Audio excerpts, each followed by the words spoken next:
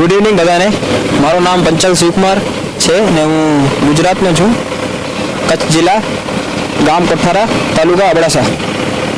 તો આજે તમને અભિનવ મોટર ડ્રાઇવિંગ સ્કૂલના બારામાં કંઈક કહું કે અહીંયા જે ટ્રેનિંગ છે સારી મળે છે.